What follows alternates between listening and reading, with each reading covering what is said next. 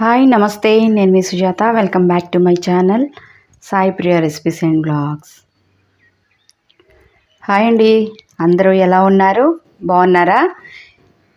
ఈరోజు నేను మీకు బోటి గోంగూరని ఎలా తయారు చేసుకోవాలో చూపించబోతున్నాను. ఈ బోటి గోంగూర అనేది చాలా చాలా రుచిగా ఉంటుందండి.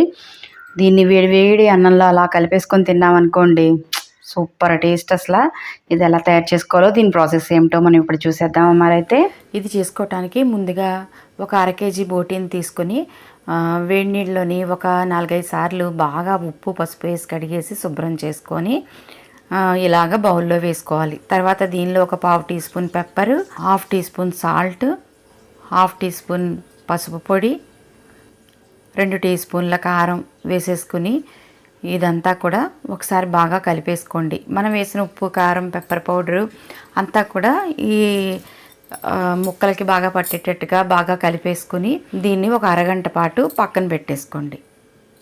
ఇది చేసుకోవడానికి ముందుగా స్టవ్ పైన ఇలా ఒక కుక్కర్ కానీ లేదంటే ఒక గిన్నె కానీ పెట్టుకోండి, కళాయి ఏదైనా సరే. ఇప్పుడు దీనిలో ఒక 4 టేబుల్ స్పూన్స్ ఆయిల్ వేసి వేడి చేసుకోవాలి. తర్వాత మరిగిన నూనెలోని 3 మీడియం సైజు ఉల్లిపాయలు, 4 పచ్చిమిర్చి ఈ విధంగా ఫైన్గా చాప్ చేసుకొని దీంట్లో వేసేసుకోవాలి. తర్వాత ఒక 2 కరివేపాకు రబ్బల్ని కూడా వేసేసుకోవాలి. ఉల్లిపాయ ముక్కలు మనకి గోల్డెన్ బ్రౌన్ వచ్చేసే వరకు బాగా ఫ్రై చేసేసుకోవాలి. ఈ ఉల్లిపాయ ముక్కల్ని మనం కొంచెం గోల్డ్ కలర్ వచ్చే వరకు ఫ్రై చేసుకుంటే సరిపోతుంది. మరీ బ్రౌన్ కలర్ వచ్చేయాల్సిన అవసరం ఏం లేదనమాట. చూడండి, ఇప్పుడు ఈ ఉల్లిపాయ ముక్కల్లోని మనం మ్యారినేషన్ చేసి పెట్టుకున్న బోటీని వేసేసుకోవాలి.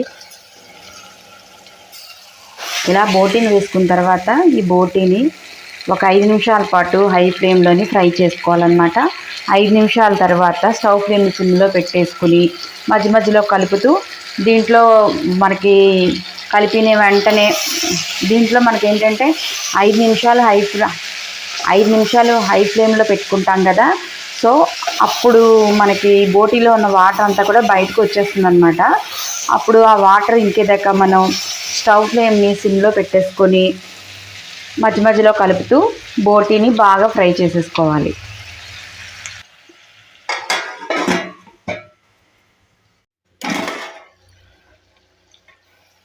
చూసారు కదా, వాటర్ అంతా కూడా ఇంకిపోయింది. ఇది చూడండి, కావాలంటే ఇగో. ఇప్పుడు స్టవ్ ఫ్లేమ్ని మీడియంలో పెట్టేసుకొని దగ్గరుండి ఒక 5 నిమిషాలు బాగా ఫ్రై చేసేసుకోండి. మటన్ అయినా చికెన్ అయినా ఏదైనా సరే నాన్ వెజ్ వండేటప్పుడు అది అంటే ఫిష్ కాదండి, ఓన్లీ నేను చెప్పేది మటను చికెను ఇలాగా ప్రాను ఇలా ఏదైనా బోటీ ఇలాంటిది అనమాట. ఇటువంటివి వండేటప్పుడు మనం ఎంత బాగా ఫ్రై చేసుకుంటే తాలింపు పెట్టిన తర్వాత మనకి ఆ ఫ్లేవర్ అరోమా అనేది అంత టేస్ట్గా అంత బాగా వచ్చి ఆ ఫ్లేవర్ అరోమా అనేది చాలా బాగా వస్తుంది. అంతేకాదు కూర అయ్యేసరికి మనకి రుచి అనేది కూడా చాలా చాలా బాగా వస్తుందండి.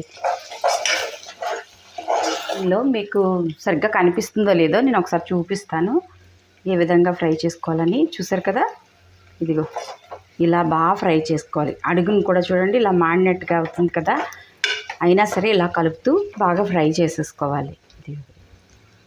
ఎగ్జాక్ట్గా ఇలా వచ్చేలాగా ఫ్రై చేసేసుకోండి. ఇప్పుడు దీనిలోని ఒక teaspoon garam masala powder, 1 tablespoon అల్లం వెల్లుల్లి పేస్ట్ వేసేసుకొని ఫ్రై చేసేసుకోండి.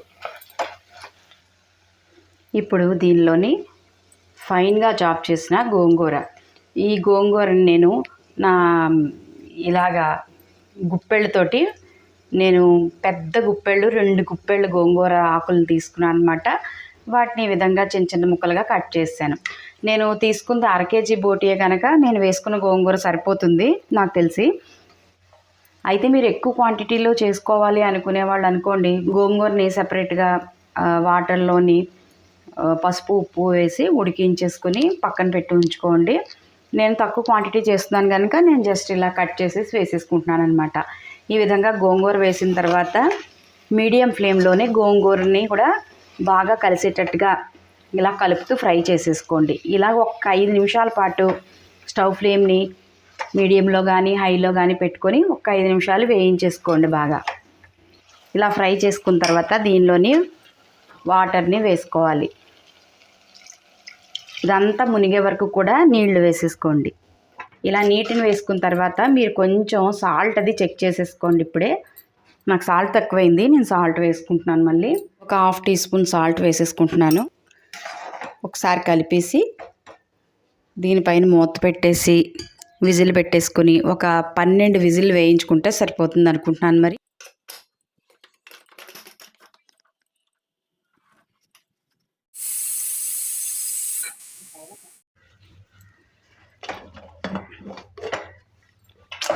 దగ్గరగా నేను 10 విజిల్ వేయించాను. కూర అయిపోయిందనమాట. ఇది ఒకసారి టేస్ట్ చూద్దాము. ఉడికిపోతే కనుక మళ్ళీ పెట్టాల్సిన అవసరం ఉండదు. కూర ఉడికిపోయింది. అంతే, వేడివేడి అన్నంలోని ఈ బోటి గోంగూర వేసుకొని తిన్నారంటే ఇంక ఈ జన్మకి చాలా అనిపిస్తుంది మీకు, అంత రుచిగా ఉంది. బోటి గోంగూరని ఎలా తయారు చేసుకోవాలో చూసారు కదా. మీరు కూడా తయారు చేసి మీ ఇంట్లో వాళ్ళకి వడ్డించేసేయండి. అంతే కదండి. తయారు చేసిన తర్వాత రెసిపీ ఎలా వచ్చిందో నాకు కామెంట్ ద్వారా తెలియజేయండి. మరిన్ని వీడియోస్ చూడటానికి నా ఛానల్ని సబ్స్క్రైబ్ చేసుకోండి. మీకు నా వీడియో నచ్చితే కనుక సబ్స్క్రైబ్ చేసుకోండి. మీకు నచ్చితే లైక్ చేయండి, నచ్చకపోతే డిస్లైక్ చేయండి, నో ప్రాబ్లం. మరొక వీడియోతో మళ్ళీ కలుద్దాం. అంతవరకు సెలవు. Bye. Thank you for watching.